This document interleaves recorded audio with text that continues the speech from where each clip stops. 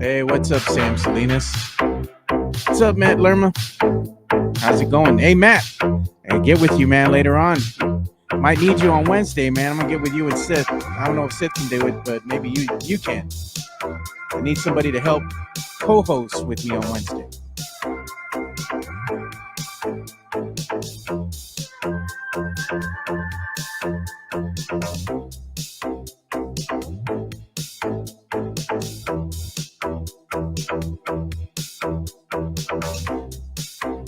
Don't podcast and drive, Mike. That's right. Yeah, we got some things to talk about today. We're going to go ahead and talk about Coach Pop and the statement that he released. We're going to talk about some Monday night football, Spurs preview, here, Spurs game preview coming up. What's up, Tony Hernandez? Watch it, Mike. That's right, July 26th. Midtown, Texas. I podcast to drive every day. What's up? What's up, Jesse A? Thanks for joining us, man. And Mario Cavazos, what's up? Thanks for joining, Mario. One of the faithful, been here since the beginning. Just like Matt Lerma.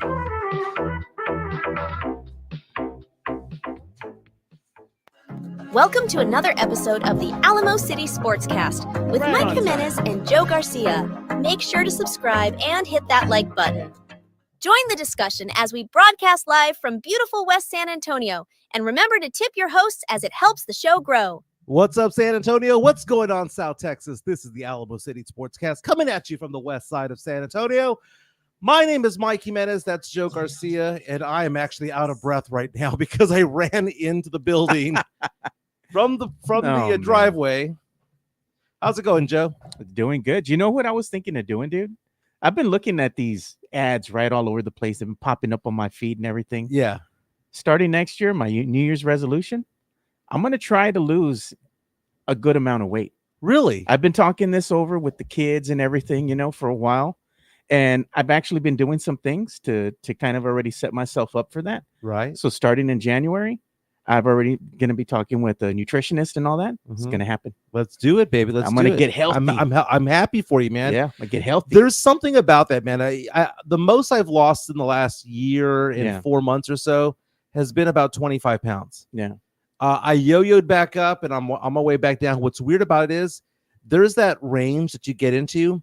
And for me, it's a 4-pound range. Yeah. Where I can physically feel the 4 pounds. Like you take that 4 pounds out, you take those 4 pounds out, man, I'm a happy man. You can feel the manteca. Yeah, it's just weird. So, and I told my girlfriend this the other day. I was like, we go out to eat, we hang out. I am more healthy at home than I am when I go visit her. So it's just one of those things, but I'm happy for you, Joe. I was talking about this with some friends the other day about resolutions. I think I'm going to do resolutions different this upcoming year. Because most resolutions fail because they're 365 days long. But true enough. Why not have 12 30-day resolutions? Do a resolution at the first of every month.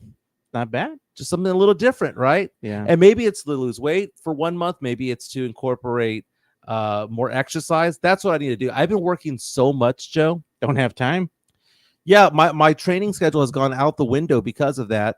Right now, I'm still more than 20 pounds lower than what I was when I first started. Yeah. I had got down to 25 pounds lost, but I'm happy for you. If you feel better, you feel different. honestly, I just want to lose 12 more pounds. Yeah, no, I need to lose some major weight here, but it's also going to be for health reasons, because Yeah. I want to be able to.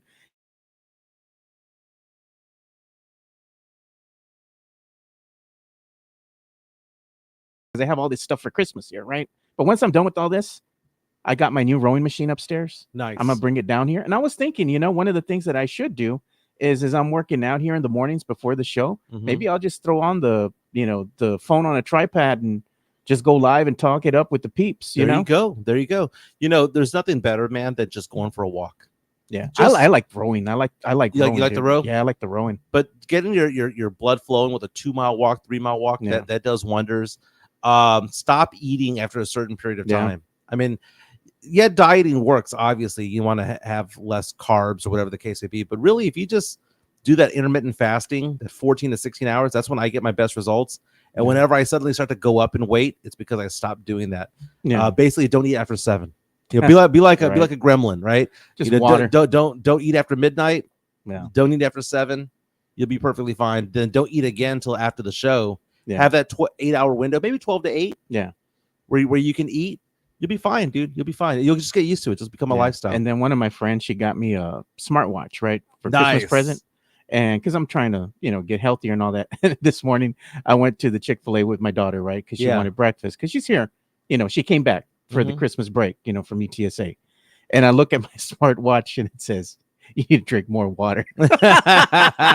It says you need more water. Drink more water. I'm dehydrated, apparently. Let's give some love out to Sam Salinas up there on our YouTube stream. You can be part of the show by doing our YouTube stream. You help direct the show.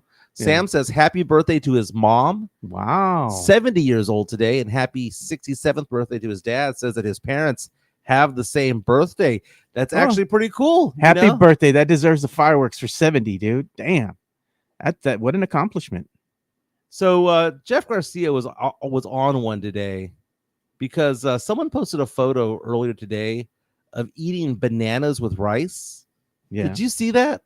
Hey, I saw that. That was Chris Leha had put it out there, and I was like, "Is this Sith? Is this Elias that they're making fun of?" Because he puts ketchup on everything, even on tamales, dude. I'm like, that's disgusting. But to each his own. Oh yeah, I have the photo of it right here. That's disgusting. Bananas dude. and rice, and they're asking the question if I had ever had that before. First of all, I like rice, I like bananas, but I've never had them combined. And Sith comes out and says, this is actually something that they eat in Puerto Rico, maybe in Cuba. Nah, bro. Now, here's the thing, Joe. Add pineapple to anything, I'm fine. I don't care if you add it to pizza, I'm fine. I love pineapple. Bananas I love too, but man, this got me thinking. Maybe this is good. Like, everyone's knocking it, but why knock it if you've never tried it? Nah, I'm good. My brother-in-law, he's Polynesian, right? Yeah. And Polynesian authenticity or whatever, ethnic, from that point of view.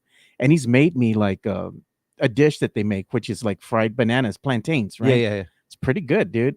And they have some other foods that they make, Polynesian dishes, and they're pretty good, dude. Well, Filipinos have a lot of plantains and a lot of what they do. So that's very good, man. That's very good. I like the ethnic foods, man. It's good stuff, man. I like trying different things. So here's the thing, man. We have this big debate in the Jimenez family right now. Yeah. I don't know if you have a group chat among your family, but I have we 4 do. sisters, my brother-in-laws, my nephews, my nieces, my daughters. We're all in this group chat, right? There's like 20 of us on there. Yeah. And the question came up, what are we going to eat for Christmas Eve? Because, Mexicans, we don't do Christmas morning. We don't wait for Santa, right? We don't wait till midnight, 9 a.m. baby. It's Christmas Eve at midnight, baby. Let's open our gifts, right? Let's make this happen. So we have a dinner typically Photos for this. Christmas. And what are we going to have to eat, right? So, we had the traditional Thanksgiving turkey, stuffing, ham. Yeah. Tamales, right? The question became, what are we going to have for Christmas? And the normal school of thought is, well, you just have Mexican food, right? You have tamales, have some crispy tacos, just enchiladas, whatever, right? Yeah. Gotta have pan dulce. But I think my family was startled by the number of people who were like, can we do something different? They don't want Mexican? So we have people in our family, not me, but I would be okay with it, saying, why don't we have Asian food? Why don't we have like Chinese food and stuff like that? Or why not have an Italian meal? Everyone brings some some pasta, bring I some like the spaghetti. way I like where this is going because I had the same discussion with my kids. Yeah. Because I'm like, you know what? I exact same thing. I'm tired of eating the ham. I'm tired of eating the regular stuff. Yeah. So this year, what I told them is, I'm gonna let you guys pick. What do you feel like eating? Whatever it could be. Could be pizza, Chinese, whatever. I'm gonna let them pick, and I think that's gonna be the tradition moving forward. Yeah. We're gonna break the stereotype, and just eat what you want.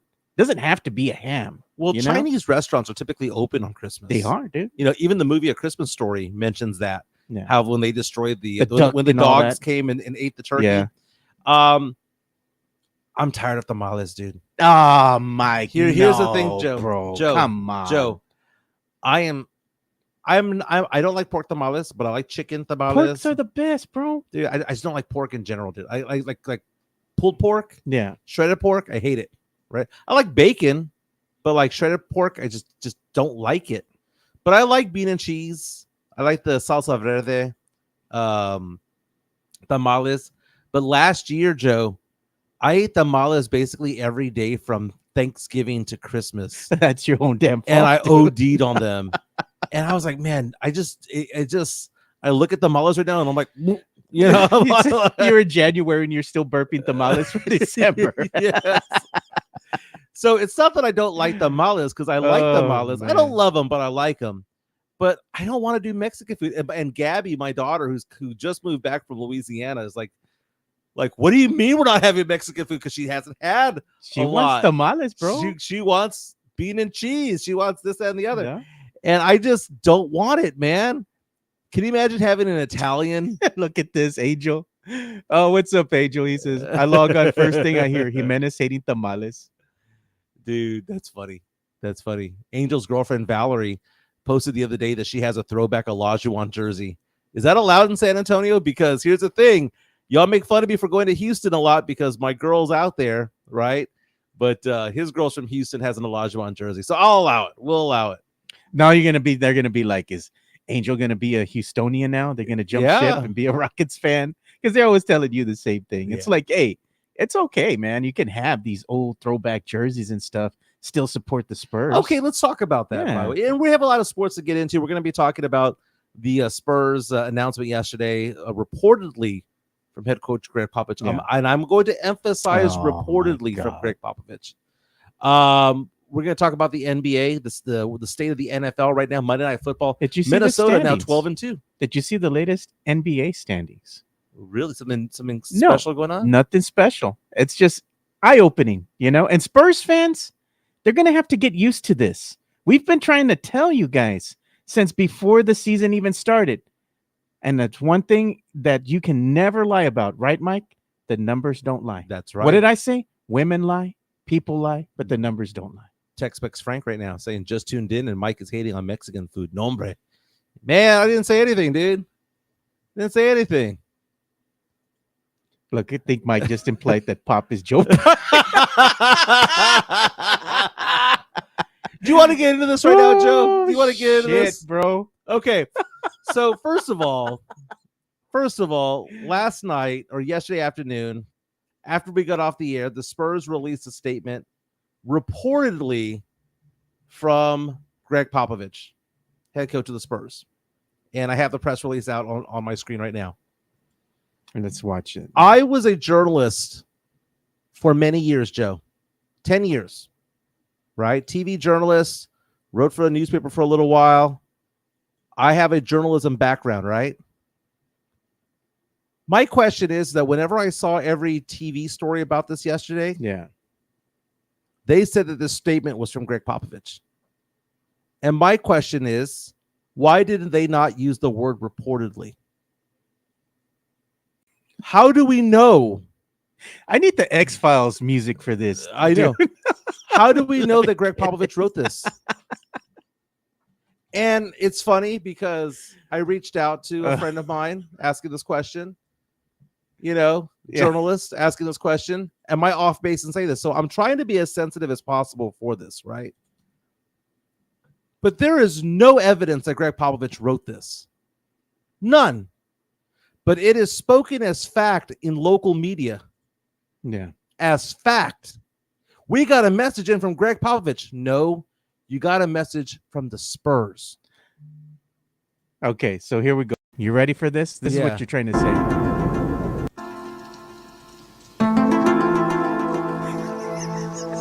What are you trying to tell us, Mike? I'm trying to tell you that we have no proof, no evidence that Gregg Popovich wrote any of this. The truth is out there, and it might not be this. We got a press release from the Spurs, and the local media is treating it as fact. God, dude. And am I just being devil's advocate when it comes to this? Because I saw this, Joe. Here's what we know about the Spurs. We get nothing from them, right? They are a vault. What do we know about what happened to Gregg Popovich back in early November? He had the issue in front of the team at the Frost Bank Center, right? Yeah. What did the Spurs say? It's going to rest, recuperate, be back in about a week or so. Was that misdirection? Were we misled the entire time? Matt Lerma, why would they lie about this? Why would they not? And what did you say? You always believe what the players tell you? I want to be here. I don't want to leave. Right. And what's their name the next season? Gone. Now, I'm not wishing anything bad on Popovich. I hope that he wrote this. I hope that he's recovering. I hope that he gets to be as close to 100% as possible. I want him to have a long, healthy life. But here's what I know, Joe. Since the stroke, okay, there have been no interviews with him. There have been no photos released of him. There's been no video released of him. Now, I would understand that if he's recuperating, he doesn't want those images out. That's perfectly fine, right? And it doesn't have to be an image. It could be an interview that he does over the phone with a reporter. It could be something that he does where he just basically just says that his voice is out there. We at least hear his voice, or he tells somebody his voice, right?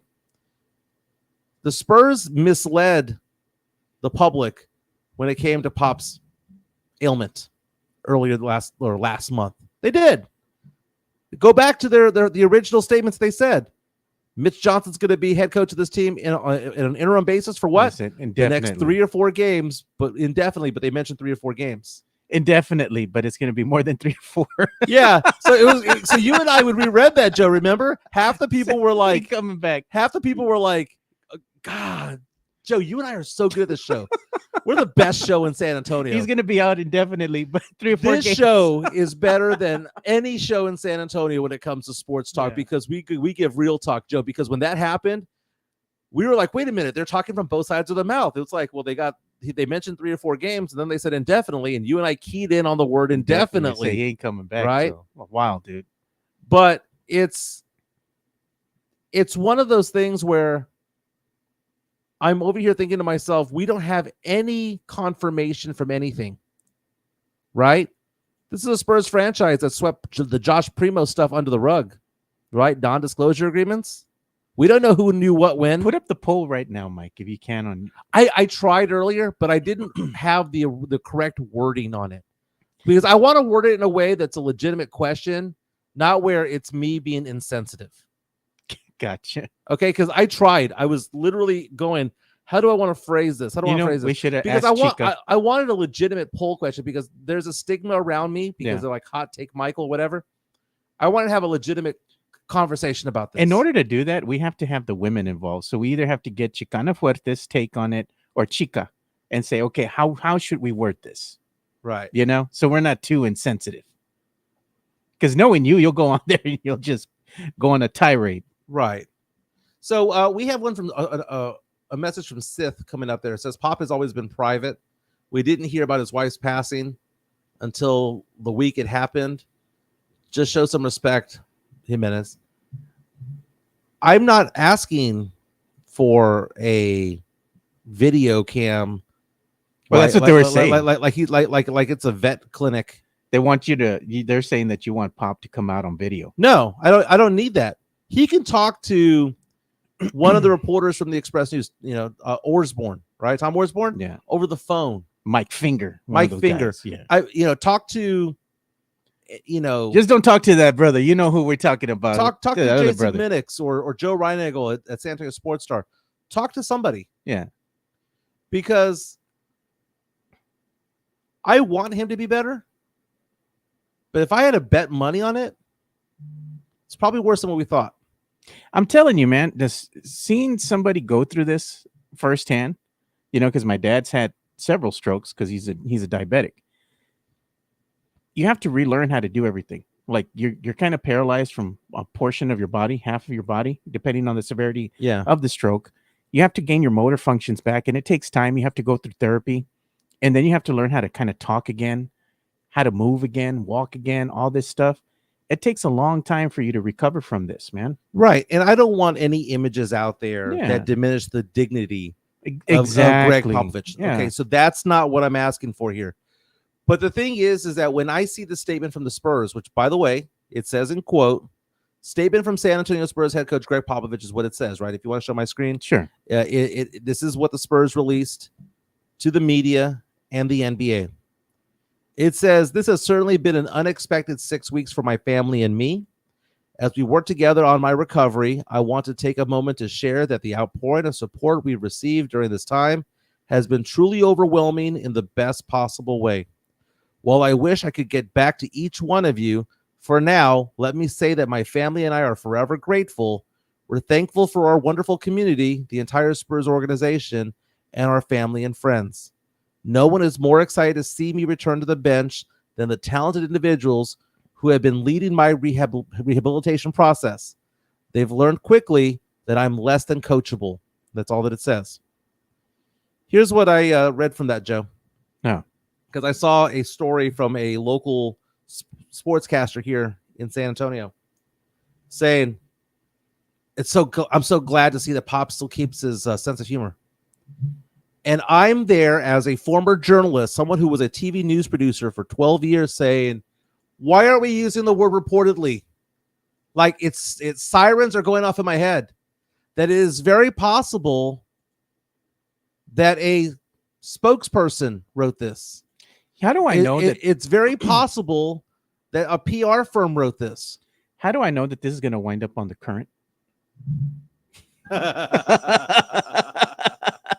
I bet you anything, dude, it's going to be on the Current. I'm not trying to be. I'm not trying to be controversial or hot take.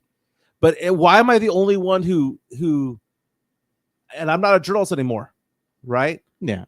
Why am I the only one who looked at this and went, that's just bad reporting? Oh, I knew you were going to say that. I was just waiting. When they released this yesterday, I even sent you the screenshots, right? Just to let you know, because I know you were busy. You were busy. I didn't know if you were still in deliberation or what was going on. So I said, I'm going to just send the screenshots to you, Mike. And hopefully everything did go good for you yesterday, We have a statement coming in. Jesse A. reaching out to us right now saying, just leave Pop alone. He's not coaching right now. You get what you want with that. Let him recover and come back when ready. Sam Salinas reaches out and says, I'm with you, Mike. That sounds like a corporate release. Like, that doesn't sound like Pop, dude. It doesn't. Even the joke at the end was flat. Oh, man. I don't think he wrote it. Like I said, you don't know they said it's minor, what have you, but it doesn't seem like they're being truthful in that regards either. We don't know the severity because there's different types of levels of stroke or what have you. True. But it's hard for you to come back no matter what the level is. You still have to go through rehabilitation. We don't know if he's able to speak. We don't know the severity of what's going on behind the scenes. And that's really none of our business. And the dignity needs to be respected. Yeah, exactly. I don't want to see a trembling Gregg Popovich. Yeah, I don't want to see. I don't need that image. I don't need that, right? Yeah. But this is somebody that's been in our public eye for 28 years. Yeah, he's been even in there for a as while, head man. coach. Even before that, he was general manager and also an assistant coach under Larry Brown. So he's been part of San Antonio for the better part of 35 Look years. at Charlie Hernandez. He makes a good point there, Mike. Says, quote, I didn't write it, but I'm sure he approved it. He didn't write it, but he approved it. Could be. Could be. Like I'm saying, I'm trying to walk the fine line here because it's easy to be a dick in this moment, right? And I'm not trying to be. What I'm trying to be is say, hey, look, man, why do we take what the Spurs say as face value and as fact and as truth? That's all I'm saying. And it's different, man, because, there's different levels of privacy that people have. The more clout or the more popularity or the more outspoken you are, the more people are going to want to know more about it, right? What do you say if you're a public figure, you don't have privacy? You don't have as much. If Mayor Ron had a stroke at City Hall right now, we'd all be questioning what's going on with Mayor Ron. Yeah. I mean, Ron is a nice guy, dude. He really is a nice guy. I've met him several times with my friend Taro. We've been in the office and we sat with him and everything. Cool guy. Likes to talk sports and everything. I just don't agree with the way he ran the city. But doesn't mean I hate the guy. Okay. If your wife got arrested for DUI, would it make the news? No. When Greg Simmons got busted for DUI, did it make the news? Yeah.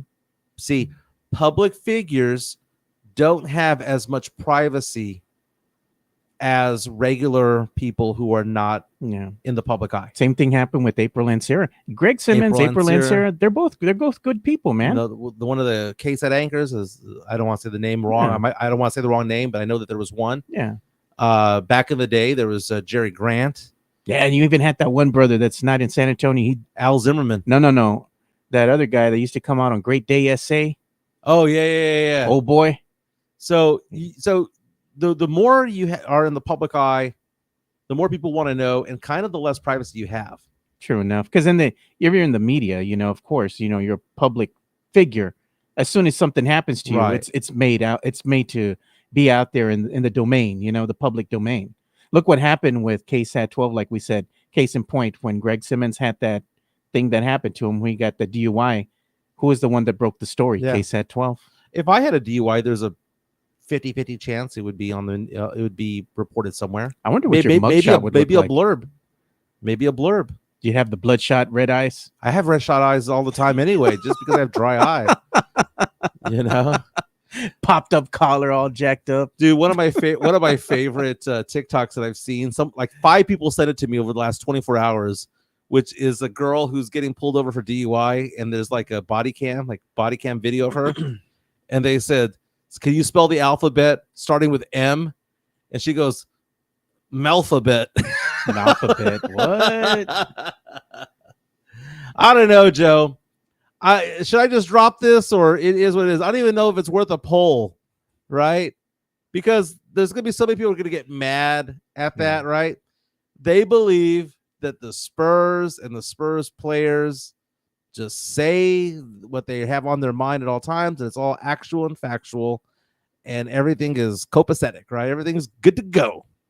But man, Joe, I read the statement and I went, "That's not Pop's words," and I said, "Something's fishy." Can you play the All I know is I want him better. I want Pop to recover. Right? I want him to be better. I want him to have a long life.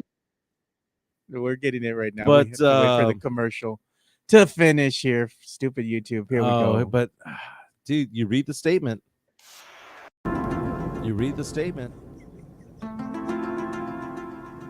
Came from the Spurs, right? It has to be factual, right? It's a statement from Pop, right? I don't buy it. If I had to bet money on it, someone else wrote it. Maybe he approved it. Someone else wrote it. Again, local media needs to say, reportedly from Gregg Popovich, do better. Do better. Did anyone see him write this? Did anyone see him say these words? We got a statement from the Spurs. We did not get a statement from Popovich. We got a statement from the Spurs, reportedly from Gregg Popovich. Journalists, be better. There you go, man. It's Alamo City Sportscast Conspiracy Theory Day. We should have one of those, dude. Can you imagine everybody in the chat, dude? Like, secrets will be revealed, man. What are you all believing in, Yeah. That'd be funny. We should have one then. Conspiracy Day, Conspiracy Theory Day. Let's give some love to Jeff Garcia from Locked On Spurs and Ken's 5, man, because for that silver and black coverage, that's the person you go to. Jeff. Locked On Spurs is your daily Spurs podcast, hosted by Jeff Garcia, the lead Spurs writer for Ken's 5 San Antonio. Jeff has a healthy plethora of guests all the time on the Locked On Spurs podcast. You can also follow Jeff on Threads at JeffG105SA. You can also follow Jeff on Twitter at JeffG_Spurs_Zone. So make sure you go ahead and give Jeff a follow not only on Threads and Twitter, but also on YouTube at youtube.com/@LockedOnSpurs. This is where you're going to be able to find the replay of the Locked On Spurs podcast. Make sure to like, subscribe, and share. Yeah, the most recent Locked On Spurs released a couple of hours ago is asking the question, are the Spurs ahead of schedule? Spurs are at 500 right now. You know, who would have thought, right? We're about a third of the way through the season. Spurs are 500. Spurs fans, if you had told Spurs fans that we'd be 13-13 or 12-12 at this point in the season, we all probably would have taken it. But are the Spurs ahead of schedule? Again, there's daily podcasts from Jeff Garcia. I subscribe on YouTube and Spotify as well. He also has an article at Jeff G Spurs Zone on Twitter. You can also find this on Kens5.com about how Victor Wembanyama surprised a young fan with a game-worn jersey. There's some updates on the Austin Spurs. And also there's a gambling site that now says Stephon Castle is the favorite to win Rookie of the Year. Well, I wonder if that was before or after he got sent to the bench and scored only 2 points coming off the bench against Castle. Had been starting so many games because of injuries to the starting lineup. The Spurs reinserted Jeremy Sohan into the starting five. Castle came off the bench and did not perform well in the last game. But again, you can go to Kens5.com and listen and read Jeff Garcia's content. So, Joe, you were saying that the standings had something a little bit quirky going on right now. The numbers never lie. So let's see what you got going on. Look at, man. And this is the thing that Spurs fans have to realize. Even though your team is 500, right? Our team is 500. This is where they're going to be the rest of the season, man. They're always going to be on the outside looking in. Look at, these are the most current standings, right? Western Conference. Spurs are one game outside of the play-in tournament. The Lakers at 14-12 hold the 10 spot. Spurs are at number 11 with 13-13 record. This is who they are, bro. This is what we've been saying since the beginning of the season, before it even started. Spurs fans are going to be like, oh, they're going to play with the tournament, to play in tourney. No, they're not. This is who they are. This is what you all going to have to get used to, because you all want them to be one of these other teams that can contend and be in the play-in tourney. But this is who they are. They're going to be this team. They're going to be on the outside looking in, because we've already said they don't got the talent to compete with these other teams. They're going to beat the Lakers? No. It's a bad matchup, but they can beat Minnesota from time to time. They can beat Phoenix from time to time. They can beat Golden State from time to time. I look at it this way, Joe. I'm going to push back against you on this. Yeah. I think all things being equal, you're right. Because if the Lakers are 14-12, and we've seen this historically, 41 teams don't make it in the play-in in the Western Conference. They do in the Eastern Conference, right? Yeah. Eastern Conference, the play-in, the number 10 spot's 11-16. Okay. The Spurs right now at 13-13 would be the 8th seed in the East, right? Yeah. But in the West, you got to win about 44 games. I will say that the Spurs are going to ride that line 10-11 throughout the season, unless there's a major injury above them. If the Clippers, what if LeBron goes down with an injury? What if Steph goes down with an injury? That's going to be, okay, Spurs, be close enough so that if that injury happens, we can leapfrog that team. But the team got no But as business, of right now, we're about the 11th best. But be honest, dude, they got no business being in that group, dude. They got no business being. They don't look, man. They don't have the talent. At the end of the day, I'm not being a hater. I'm being a realist. You got Wemby, you maybe got Vassell, Castle, and a bunch of dudes. Okay, I agree. I agree that when I look at the Western Conference and I see the top 10, I don't see any team that the Spurs are better than, except for maybe Golden State. I think the Spurs are a better team than Golden State as far as a matchup is concerned. But then you look at Sacramento, Portland, Utah, and the Pelicans, and I can tell you the Spurs are better than those teams. Even though the Spurs have split the matchup with Sacramento, I think we're better than those four teams right there. We're going to be right around right here, and we're going to be looking over at the Eastern Conference going, oh, my God, the Atlanta Hawks are going to make the play-in tournament almost by default. They didn't even have to be good. They just got to not wet the bed at this point. Yeah. So we're taking a look at a lot of what's going on right now in the Eastern Conference. I just look at it this way, Joe. They are ahead of schedule. Jeff Garcia asked that question on Twitter and on Locked What On are they Spurs. ahead of schedule for? We're ahead of schedule because Vegas believed that the Spurs would be a 35-win team. They're right on track, We're brother. right on track. 35-38. At the very least, we're on track. We're on track for it all. Okay, at the very least. Oh, bro, Tavares, man, you sipping on that good, bro. They're gonna make the playoffs. They got no business in the playoffs, man. They're gonna if they're the 8th seed and they're going up against the number 1 seed in OKC. Well, only 6 teams make the top 6 make the playoffs. Okay, but I'm saying top 8 in the play. Well, top 8 make the playoffs, play-in. but 2 of them are playing teams. Either way, you're gonna go up against a higher seed.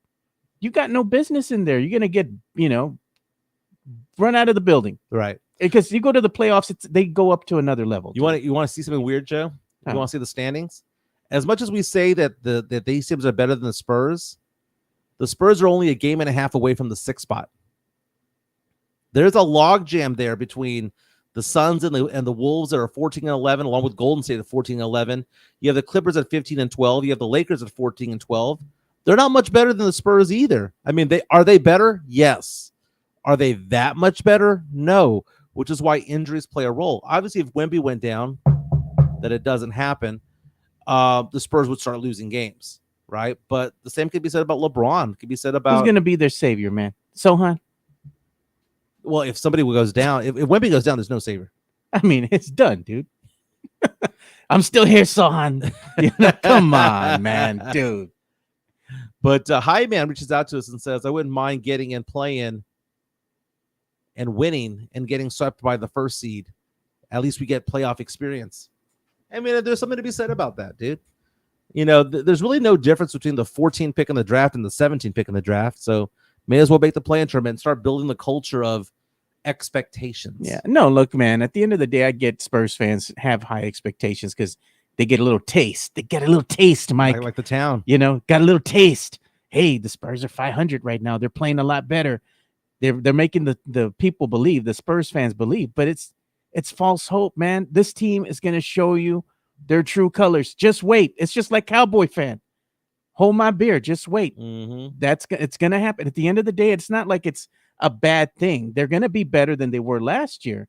They're just not going to be good enough to get into that play-in tourney. Spurs next game, they've got some winnable games. They've got home game against Atlanta on Thursday night. So Trae Young comes to town. Taking on Portland here in San Antonio on Saturday night. Then the Spurs go on a East Coast road trip. They've got Philadelphia, New York, Brooklyn. Then they have a road game against Minnesota. So they end the year with 4 road games before coming back on Christmas Eve to play, on New Year's Eve rather, to play the Clippers. Christmas Day, 11 a.m. tip-off on ABC against the Knicks. I call it, man. They're going to win that game. I think so too. And I'd like to see the Spurs with a winning record going into there. So if the Spurs can they're going to beat Portland, beat Atlanta, beat Portland. Go in there 15-14, dude. Make it happen. I don't think they're going to beat Atlanta. Yeah. I think they can beat Portland. 76ers, I'm a little shaky on. But Knicks, I think they can beat that. They can win that game. The Sixers are 8-16, but they got their players back. Tyrese Maxey had 40 points, and Paul George had 33 in their last game. So, it's funny. You look at Philadelphia, and the idea of Stephon Castle winning Rookie of the Year. One of the reasons why Philadelphia had a player that was on track to make Rookie of the Year was because there were a lot of injuries. And they had a dude that was out there getting a lot of minutes. And, well, the starters are back. And guess what? He's not getting minutes anymore. Who would have thought? That. Who would have thought? But, again, the Spurs have an East Coast road trip coming up, but 2 home games this weekend here at the Frost Bank Center. Go support your team. Sam Salinas reaches out and says, I'm glad they're doing better than expected. What I don't like is the false hope it brings and people thinking we can continue to get better with the likes of Sohan and such. Ceiling reach. I'm still here, Sohan. Do you think Matt Lerma listens to this podcast with his blood boiling? Of course he does, dude. I got to put his picture up here, bro, because we keep talking shit about him this whole time. I mean, there he is. There he is. Again, what hey, when Sohan's cooking, do the Spurs win, Joe? Nah. He can get 14, he can have 20, he can get 30. Is it going to amount to a win? Probably not. Probably not, because, again, What does the other team want him to do? Shoot. You're going to shoot that three? Show me. Got a dunk? Wow. They're getting mad. The coach would get mad if one of the opposing players was going to come out and guard Sohan at the top of the three. Yeah. What are you doing? Let him. I'm still here, Sohan. This is the greatest thing that we've ever had on this show. It's I think it was Bear County who made this, and then Sith put, "I'm still here, Sohan." I'm like, this is gold, dude. It is gold. It's fantastic. He's gonna die on that hill, dude. So Hanover Fist says, by the way, Sixers rookie McCain is out for season with MCL. Y'all need to check yourselves. I knew he was injured. I didn't know he was out for the year, though. Thanks for the heads up, because he didn't play the last game. He had 29 minutes played in the game before, so I didn't realize that Jared McCain was out for the year. So that does make him the that might very well. It says out indefinitely, according to NBA.com. Says he has a meniscus tear in his left knee, requires surgery, out indefinitely. So that might not necessarily mean the entire year. But then again, you got to play X number of games, right, to win Rookie of the Year. Is it 65? So Castle's in the mix. I wonder if they updated the NBA rookie ladder. Have they done that, Joe? I don't think so. Let's see here. Oh, look at the Tony Hernandez says Mike has brainwashed Joe about Sohan. Sohan is not the kryptonite. They blessed their last games because of 18 turnovers from 24. I like it how it's like every time he goes off and the Spurs lose by 18, the answer is he's not the reason why they miss shots. I'm like, well, it's just so freaking coincidental that it always happens that way. Why, Joe? Could it be because of spacing? Could it be because they don't guard him? No one guards him, and because of that, they guard the shooters better? Yeah, I mean, at the end of the day, what happens too is that the Spurs team is just so aggravating to watch, because you can see sometimes little flashes of what they can become, but they're not consistent. They don't play for the full 48 minutes. They've been struggling out the gate, man. You get half a game out of them. You don't get a full 48 minutes. First, second quarter, oh, I don't think I want to play today. I'm tired. Let's miss a shit ton of shots. Third quarter, let's go ahead and make a run. Fourth quarter, they spend so much energy. They're like huffing and puffing. And finally, you bring in the second unit, and they're able to sustain what they're building or kind of encroach on the lead, dig in a little bit. Starters come back in. You win the game at the end of the day. If they've knocked down their shots, 3 points, 4 points. But you have to come back from 17 or 20. That's not conducive to you winning a shit ton of games. That's going to be maybe 35, 38 wins. If you want to get into the play-in tourney and say, hey, we got a shot, you got to win. You got to come out of the gate and play the 48 minutes, man. Right. And that was the thing, is that when the Spurs win games, you could tell if the Spurs going to win the game by what they do in the first quarter. Yeah, second quarter, dude. I mean, because there will be those games when they play a bad team like Portland, and they're down by 17 and they storm on back in the fourth. There will be the occasional game like that against a bad team. Yeah. But against a decent team, if the Spurs are tied or better after one, they're going to win the game. Yeah. Because they play better as the game goes on. They're like that horse, Joe, that does better down the stretch than out of the gate. Yeah. So if they come out of the gate okay, they'll be perfectly fine. You know who came out of the gate last night was the Minnesota Vikings. Minnesota Vikings beat up on Caleb Williams and the Bears 30-12. Vikings now 12-2, 7-1 at home. We saw another Monday Night Football game, the Falcons and Raiders, which was bad football, dude. That was bad football. Falcons won 15-9. 15-9. But the Vikings, they are an interesting story, Joe. We were talking about this before the show started. Should there be a rule change in the NFL when it comes to the playoffs? Because I wouldn't be opposed, Joe, to getting rid of the divisions, keeping the division rivals, but getting rid of the divisions, because how is it fair that Tampa Bay and the Rams, because they are in crappy divisions, get to host a playoff game when right now they're 8-6, but Minnesota at 12-2 has to go on the road? When Green Bay at 10-4 has to go on the road. And I don't want to hear this crap about, well, just win your division. No, they won 4 more games than those teams, Joe. Minnesota's on track for going 14-3. and going on the road in playoffs, Joe. Yeah. How can a 14-win team not host a playoff game? There needs to be some sort of threshold. Because I don't. The NFC South a couple years ago had a team that was 8-9 that won the division. They shouldn't be hosting playoff games just because they're lucky enough to be in a crap division. And what's really going to happen with this Detroit Lions Minnesota Vikings game? Is that going to be the one that dictates?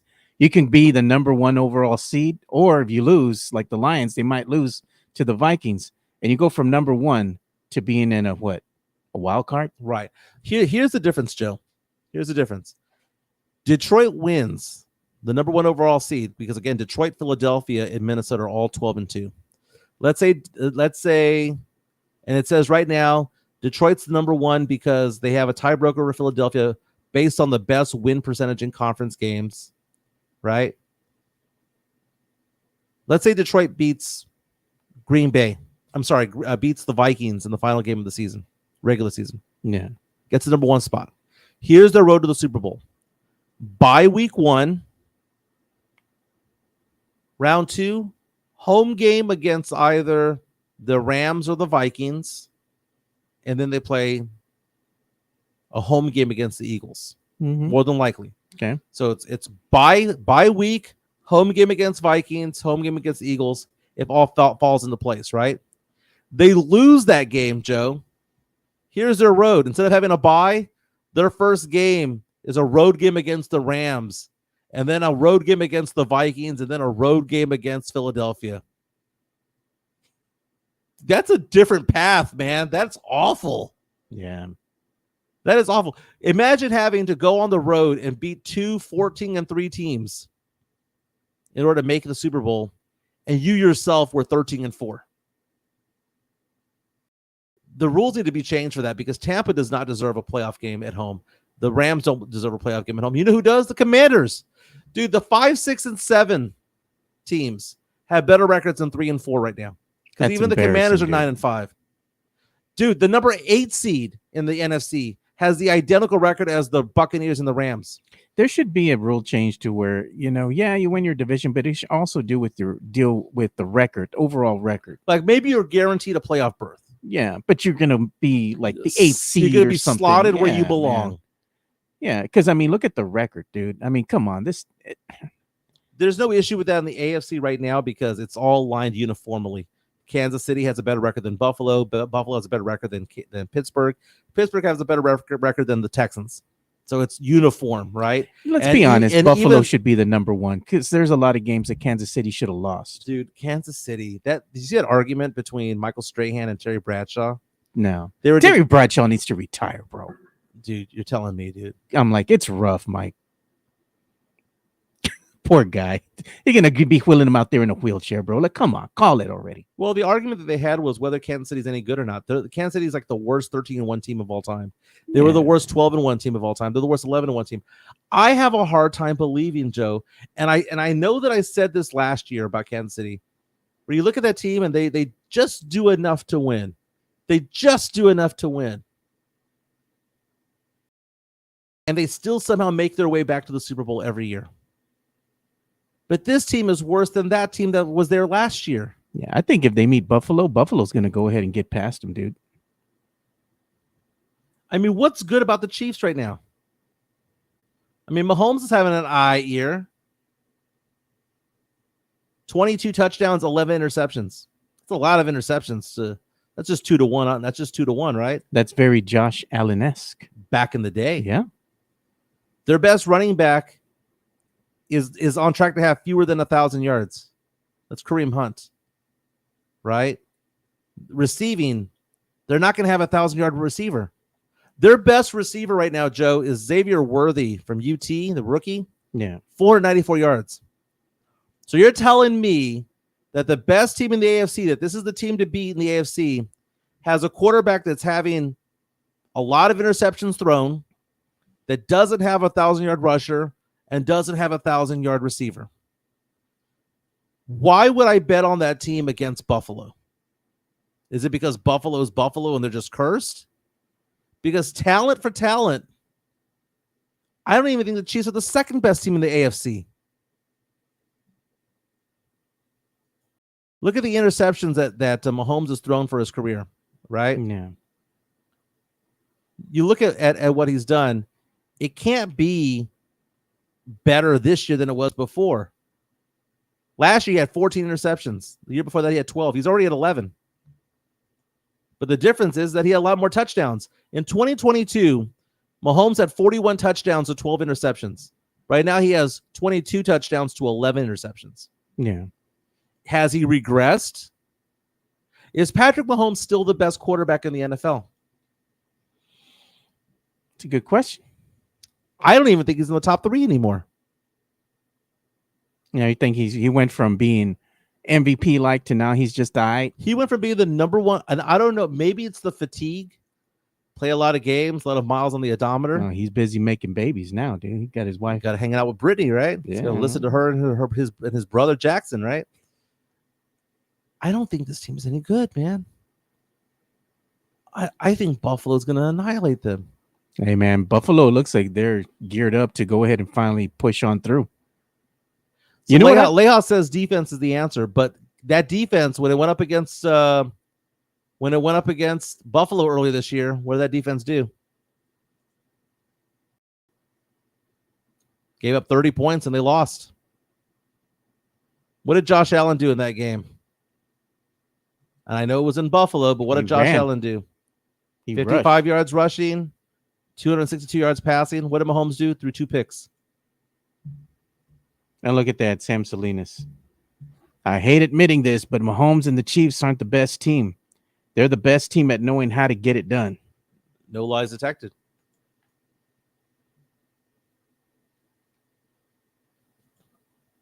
So, I mean, I'm not saying that Patrick Mahomes isn't the best quarterback of the last 10 years, because he is.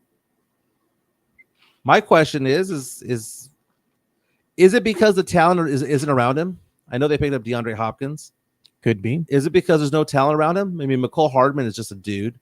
Justin Watson's just a dude. Noah Gray's just a dude. Peyton Hendershot is just a dude who played for the Cowboys. Yeah. Juju Smith-Schuster's always hurt. Last game, you know, Travis Kelce.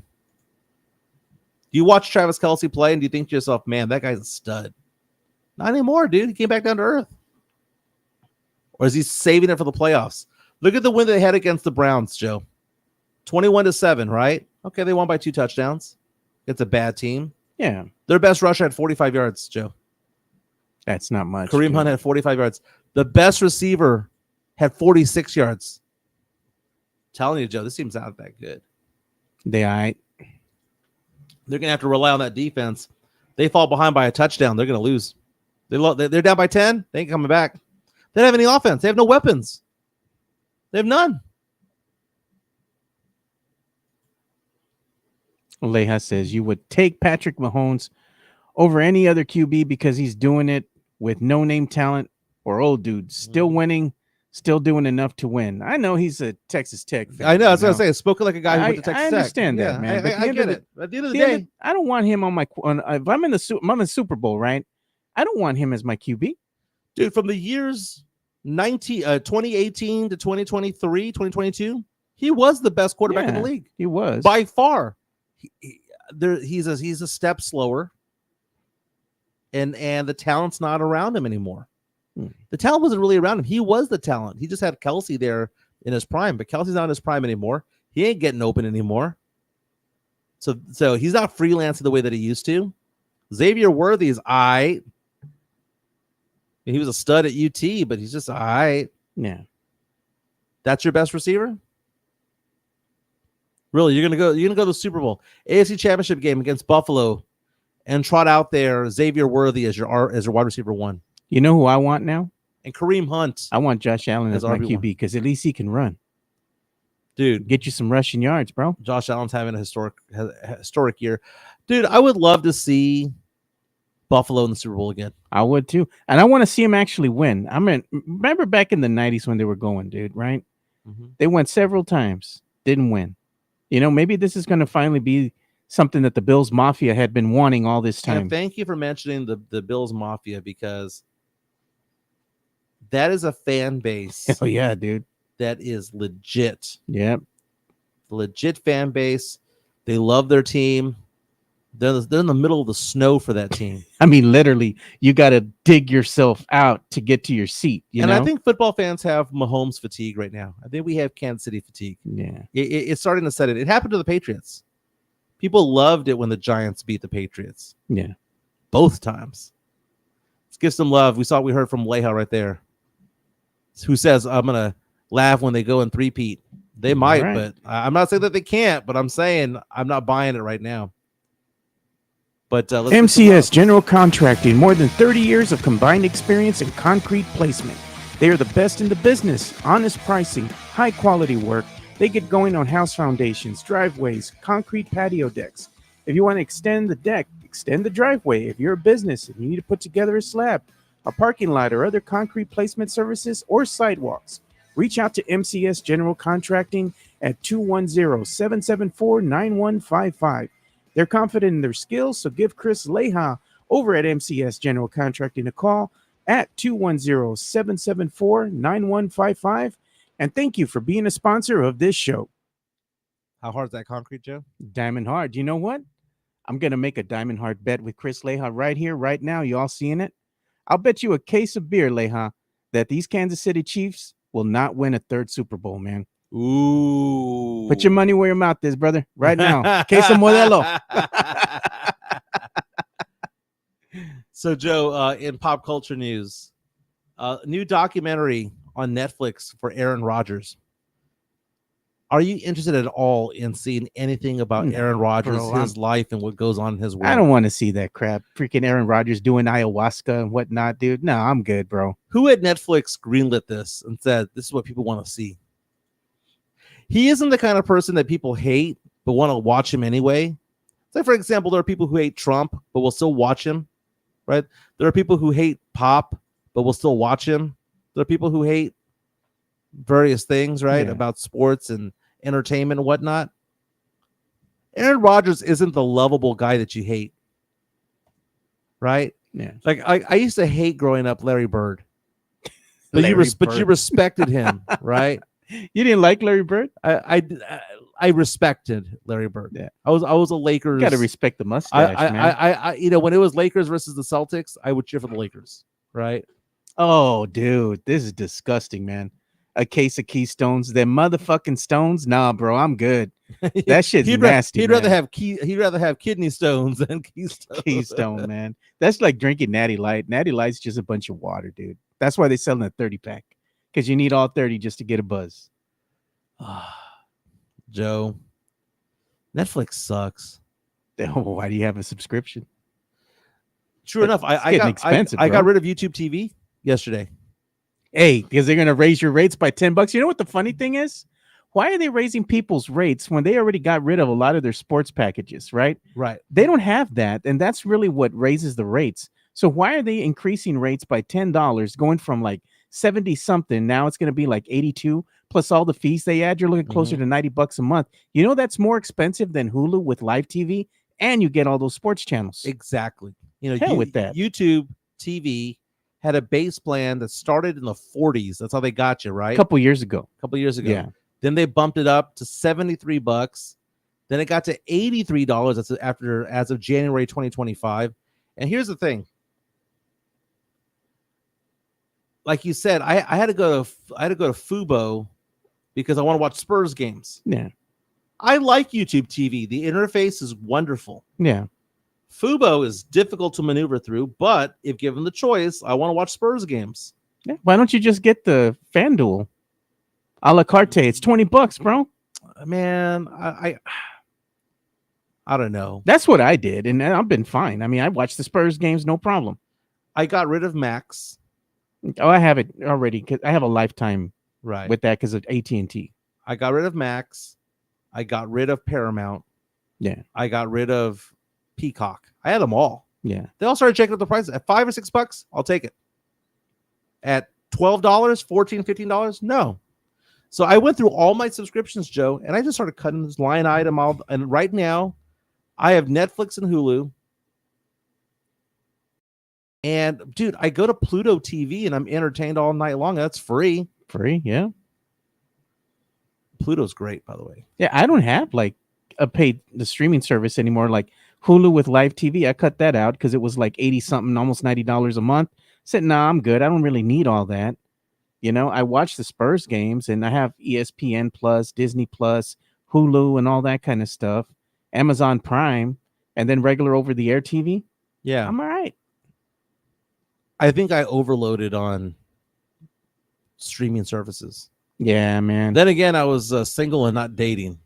Yeah. So now I don't have as much time to go and watch TV. Netflix is the next one to go. If I'm going to chop another one off, it's going to be Netflix because Hulu gives me everything I need. Yeah. Hulu has good movies. Hulu has the best TV shows. Yeah. Netflix, dude. I mean, I've compared Netflix to the middle aisles of Blockbuster Video back in the day. The movies that were all right. Yeah, I mean, there ain't nothing there. You get the occasional original movie that's good. Yeah. I mean, Netflix sucks. It's all right. And dude. Max is great, but the interface sucks. Yeah. Disney Plus isn't as advertised. I mean, you have to really be into like Marvel and Disney. If you're not, it's a waste of time. Yeah. Well, I have it only because it's included with the Hulu Plus and ESPN Plus. I love ESPN Plus because I use it primarily for watching combat sports, which is going to be my UFC. I watch Top Rank Boxing. I like watching that. Some of the college, football, basketball games, I get to watch that as well. That's why I keep ESPN Plus. But I'm not buying, putting in $80, $90 a month so I can watch Screaming A. Smith, which I hate watching anyway, and some of the other stuff. If I'm going to watch a basketball game, I don't necessarily need ESPN. I know where to go if it's not on the other stuff that I have. But most of the time on the Max, I can watch whatever's on TNT, And I like how you tell me, okay, well, just get the Fire Stick and the streaming service, the legal streaming. I don't know how to do any of that. All that is just tech shit. Yeah. And I got no, and it's not that I can't figure it out. I have no desire to. Yeah. I have no desire to like Fire Stick this, that, and the. No, just give me a streaming service and be done with it. Because if it takes more than 2 clicks for me to find what I need to find, I don't want to do it. Yeah, I don't want to do it. You canceled what's this I hear about a Karate Kid movie coming up? Ralph Macchio teaming up with Jackie Chan. Yeah, man, they got a new movie coming out now. Here's a photo from Variety.com. It's their front news today. Karate Kid Legends trailer. Ralph Macchio and Jackie Chan are bringing the franchise back to the big screen. No Johnny Lawrence? Guess not. They didn't put him in there. Interesting. Were you into Jackie Chan back in the day? Yeah, man. I like watching some Jackie Chan. But you see, the thing is, I was a fan of Jackie Chan when he came out with some of his old movies from back in the day. Drunken Master and all that kind of stuff, That's when he was in his prime. Here's the trailer. We really can't play this, though, man. They get mad at us. Tradition. You got to put it on pause, brother. All right, let me see. Is there any moves? Okay, there you go. Karate Kid Legends. Yeah, they get mad at us now if we start playing these things. They're like, "Oh, you can't show this." I don't know why YouTube is weird like that. Mario Cavasso is saying this is coming from a guy who never watched RoboCop or The Last Dragon. Wait, which one's The Last Dragon? Come on, Mike. Which one's that one? Bruce Lee, bro. Oh, no, it's not The Last Dragon. That's Enter the Dragon. Okay, The Last Dragon is with Timac. This is in 1985. Dude, okay, let's just say it. Man. Oh, but this one is a good one. I think you should watch this one. Let's just say it, man. Every single martial arts movie from the 80s is stupid as fuck. No, bro. Dude, no, seriously, man. All of this stupid shit. No, man. This one was even as a kid, I would look at this and my friends watching this and I'd go like, yeah, I'm going to go to the other room. No, this man. Is stupid. No, bro. This is stupid. This is a classic. It's a cult classic, bro. It's bad acting. No. It's borderline racist half the time. No, thank you. But you're going to watch Chuck Norris. Dude, I watched Chuck Norris for the first time. What movie was that you made me watch? With the guns, the guns are going diagonal. Pew, pew. Little missile. Pew. Dude, how was this entertaining? How was any of this entertaining for people growing up? Like, look at this guy. Look at this guy right here. How is that entertaining? I don't look at that and go, yeah, I don't want to see some guy tweaking. I don't get it, Joe. I never understood fantasy stuff.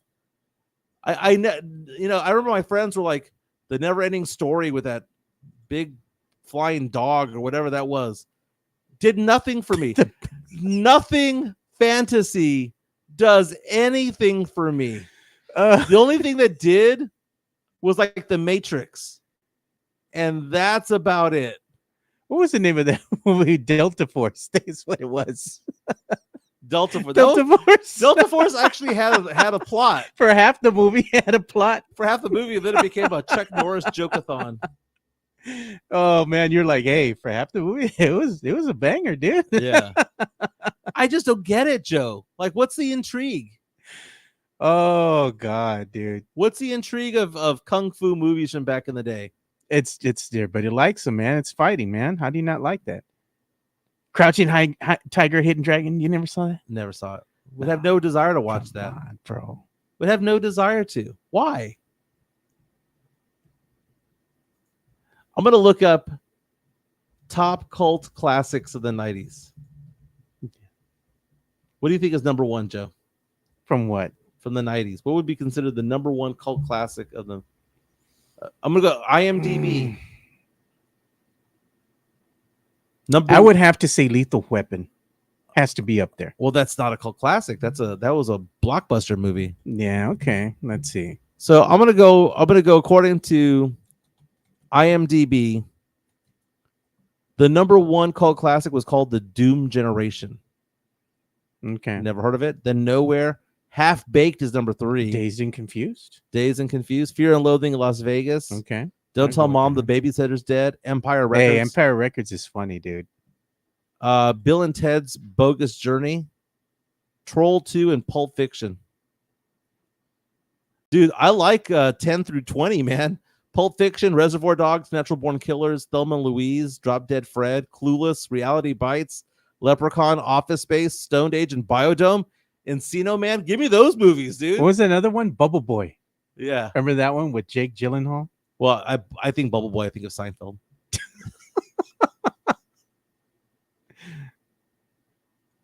Son-in-Law with Pauly Shore. How was Pauly Shore getting movies done?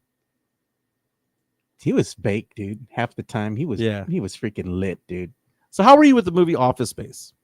It's all right. That was the greatest movie ever at the time, dude. It's all right. I wonder if the movie Swingers is in here. I like Clerks. Clerks was funny, dude. Swingers number 84. Okay, let's talk about Clerks. Clerks is funny. Okay. So the best part of Clerks to me was the debate trying to figure out who's the bigger whore, the guy or the girl. Clerks is such a good movie, dude. It's funny as hell. Okay. So for those of you who don't know this whole line, and I'm going to get the numbers correct, right? There's a boyfriend and girlfriend who are probably in their early 20s, right? And she asked him how many girls he has slept with, and he said 10, and she said 3, right? She called him a slut. Yeah. But later on in the movie, it was discovered, or it was admitted, the fact that she had fooled around, gone to second base, third base with 37 guys. And the question became, who was the bigger slut? That was funny. I cleaned it up, Joe. I cleaned it up as much as possible. You know what else? The other one that probably could be a cult classic, but it's not like 90s. Waiting. Okay. Dude. the Abraham Lincoln. The Batman. the Batwing. You look twice. Remember he hit him? Okay, so so that guy right there. Okay, I like where we're going with this. That guy right there, Luis Guzman. What a career this guy's had. He's 68 years old, Luis Guzman. Yeah, I mean, he's still acting. Let's go through his IMDb. Jeez, man. Luis Guzman has been in everything, dude. He was great in what was that movie with Mark Wahlberg? It was like behind the scenes of the porn industry. Oh, Dirk Diggler. Boogie Nights. Yeah. He was great at Boogie Nights. He was in Traffic, dude, which won the Oscar for Best Picture, right? Yeah. He was in Boogie Nights. He was in Beverly Hills Cop. Dude, he's been in so many movies, man.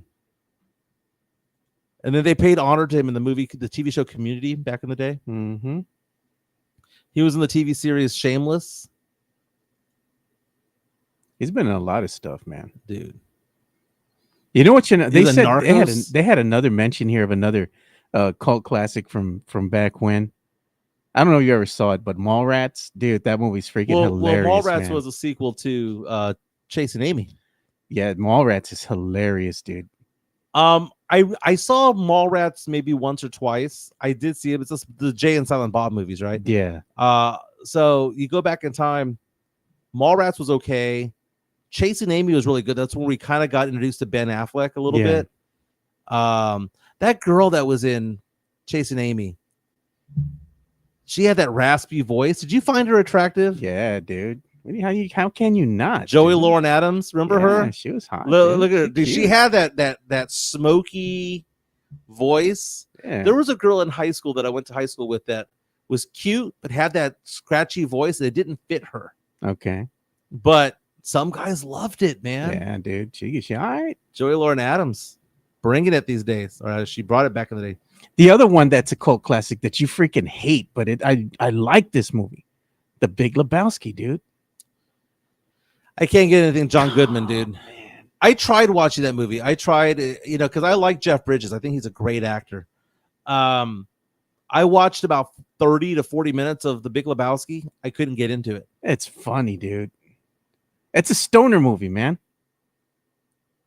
Not a big stoner guy. No, man. Now, if you want to say a stoner movie, Harold and Kumar Go to White Castle. Yeah, it's probably my favorite stoner movie. What's that other one? This is the End is also really good. Road Trip. Oh, geez, don't get me started on Road Trip, man.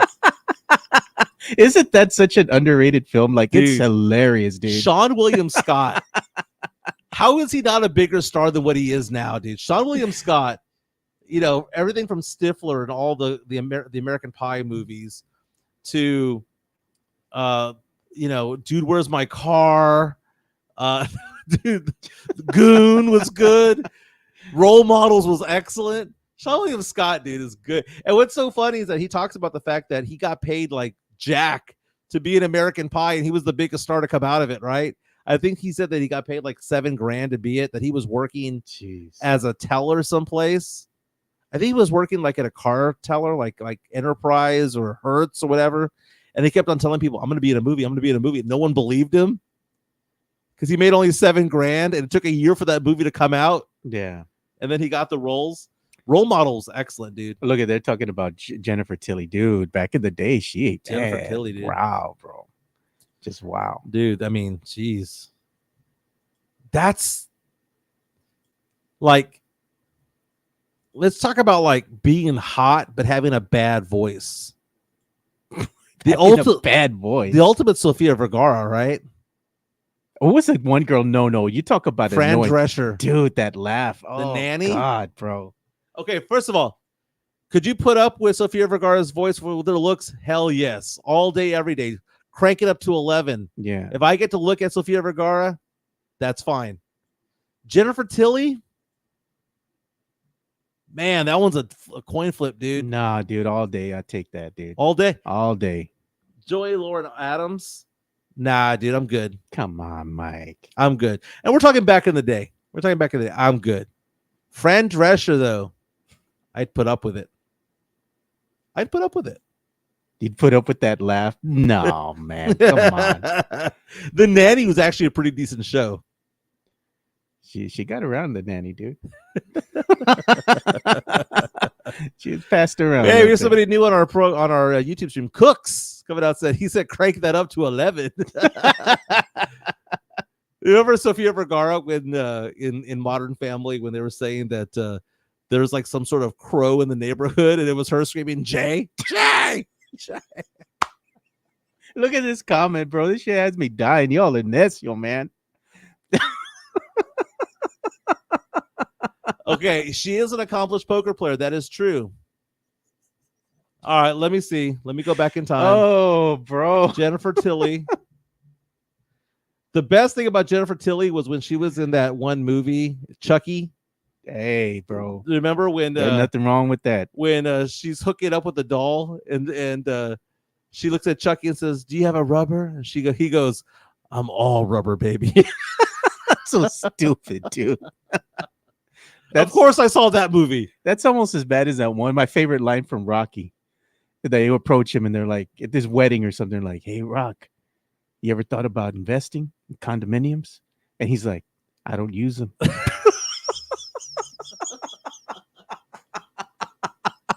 I'll never ever caught that line, dude. Every time I watch that movie, I freaking start laughing, dude. What a dumbass. That's a great line. Also in that movie, these side characters that have these like one lines. Yeah. When they're making fun of Adrian and the guy, the goon's driver says, "Hey, take it to the zoo." Retards like the zoo. Oh, that's such a bad dude, line. That is for him going after after Adrian. Paulie, you're busted. She's busted. What are you talking about? She's busted. Man, Paulie was such a dick, dude. Like, all she did was try to take care of his dumb ass all the time, and he came in here and just like, oh, she laid into him that one time. Yeah. I cook your food, I clean your clothes. She had enough, dude. That was her breaking moment. She's like, why aren't you good to me? Yeah, Paulie's such a dick. Do you think Paulie fooled around with that one doll that they got him? That one, the robot from Rocky IV. Do you think when Noah was around, he caressed it? He probably did, dude. Probably a little freak, man. But look at Jennifer Tilly, dude, man. She's smoking, dude. Oh, Jennifer Tilly. I mean, she was, dude. She was, but you know, they were making fun of you. What's his name? Hefe was, dude, earlier today. And they're like, you know, Mike was over there watching Rendezvous Theater when he was a little boy, man. Oh, my friends the scramble channels. My friends used to refer to it as Rendezvous. That was what channel was that? That was like 99 or something like that. And you're with that old school scrambler, the one with the big old blocky one with the little switch. Okay, yeah. Did you ever get in trouble for switching it too fast? From going from like 14 to 44 or whatever? And I used to go, my dad would get mad. He would be like, one at a time, mijo. One at a time. Afraid you're gonna break it. And then there was those ones where, like, if you want a channel 45, you'd have to click on 4 and then 5. Yeah, that was weird.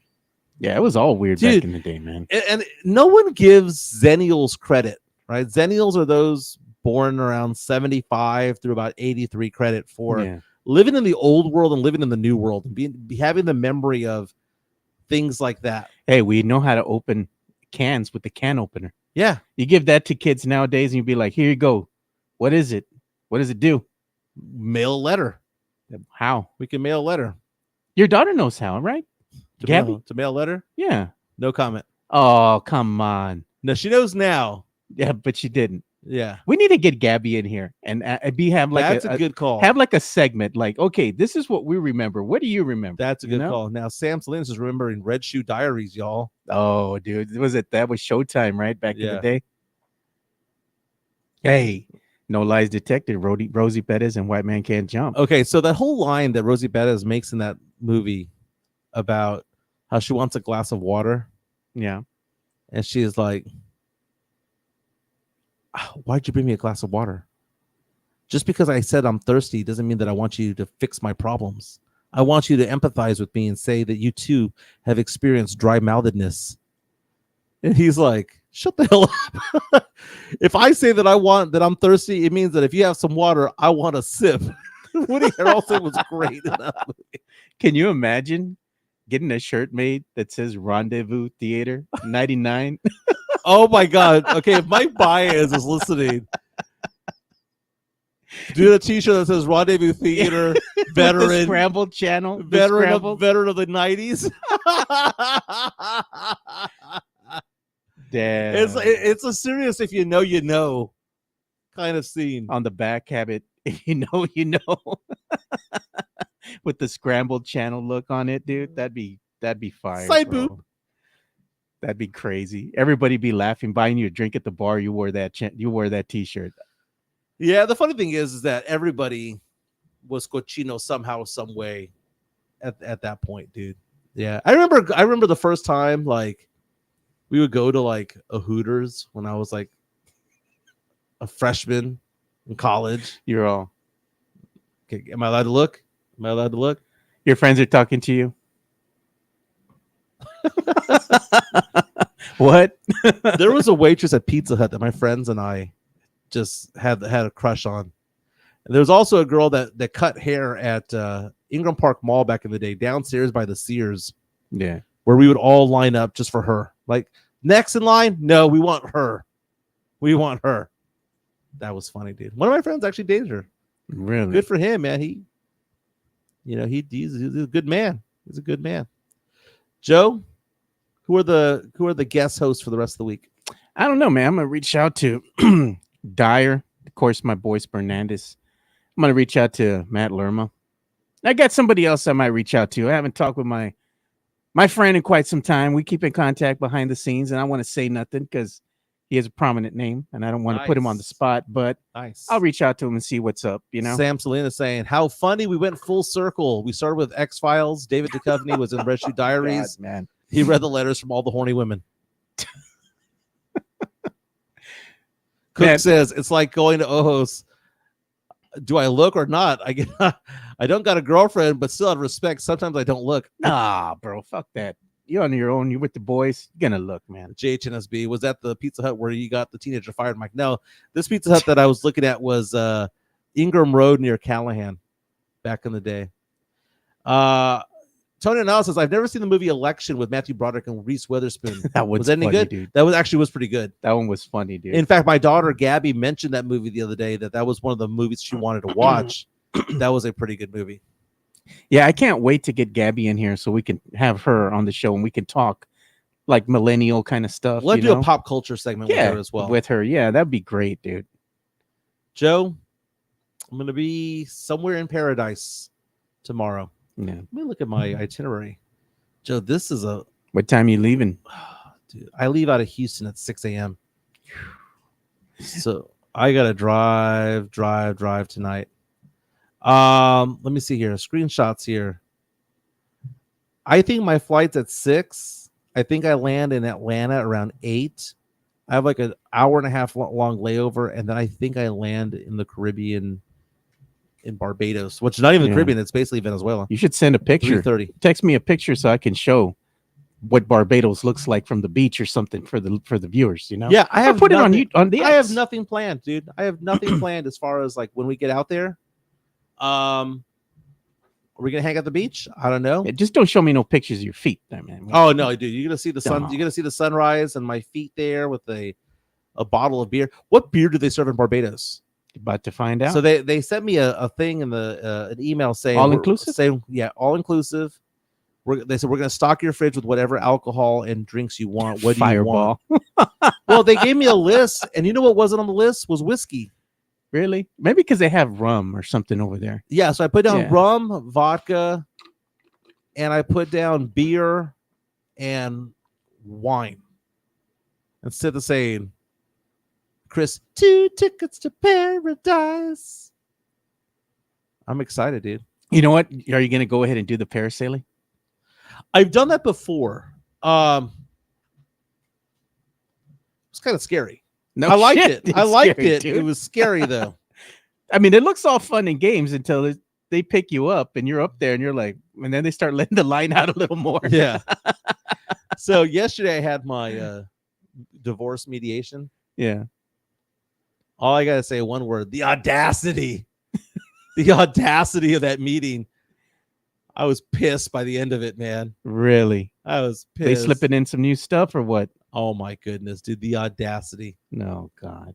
The audacity, and then my quips, because I'm a bit of a dick if I have to be. Yeah. Some of my quips were funny. God, you were laughing at yourself. I was laughing. Yeah, my attorney was giving that look of like face palming, but he's also smiling. It's like, man, let's just get it done. Yeah. But I had to take this trip, man, because people are asking the question, well, why are you going on this trip? It's because I put money down as a deposit a while back, and I kept delaying. That's the euphoria you get whenever you go to these like sandals resorts. Yeah. Is you love it so much, then they go up to you and they go, we'll give you a 25% discount on the next sandals vacation as long as you leave this much down. Yeah. So you leave that much down. And then before you know it, they're taking out $100 a month, right? And they reached out to me. They're like, sir, you need to take this trip in 2024. I was like, oh, shit. Forgot. I forgot. And I've already given you money. Yeah. So let's just go. So that's kind of how it all went. So going to Barbados. Yeah, I'm looking to plan my trip for my birthday. I'm looking to go to Florida, dude. Oh, really? What part of Florida? I'm going to go to Orlando. I'm actually going to go and hang out with some buddies of mine.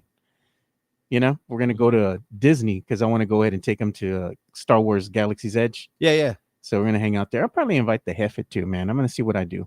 Very nice. Hey, put my number up there real fast. Yeah.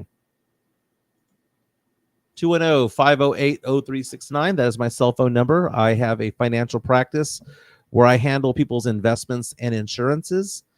So if you have a desire or you have an existing Roth IRA, traditional IRA, if you have a small business that needs to provide retirement planning for their employees, life insurance, disability, long-term care. I've been doing it for 19 years. I restarted my practice about 5 years ago. You can go to brokercheck.org, look up Michael Jimenez in San Antonio, and you'll see I have 0 disclosures, which means that no one has ever filed a complaint against me. And I've been doing this for quite some time. So reach out at me and I'll get back in touch with you and we'll do some financial stuff, man. Do some financial stuff. I'm an independent. So people ask, who do you work for? Kind of work for myself. Yeah. When it's all said and done. Well, I got to get back to work. Have a good week, Joe. Yeah, you too. We will get back. I'll be back in town next week. Again, thank you to all the guest hosts that will be coming in the next few days or so. Maybe I'll chime in from over there. Send me a link. Maybe I'll jump in. Yeah, look at this. They're saying Alex Noriega says, try a Banks beer in Barbados, Mike. Enjoy. Gonna hang out with the chica. Yeah. Everyone have a fantastic week. We'll be back tomorrow. The show will be back tomorrow here at the Alamo City Sportscast, and get us to 2,000. We're 80 shy. Get us to 2,000. Let's make it happen. It's gonna happen. You got to, like I said, when you're in Barbados, where are we gonna have this party? That's your job. That's all you got to think about. Let's do it. Yep. All right, fellas. See you guys. Wish me luck. All right.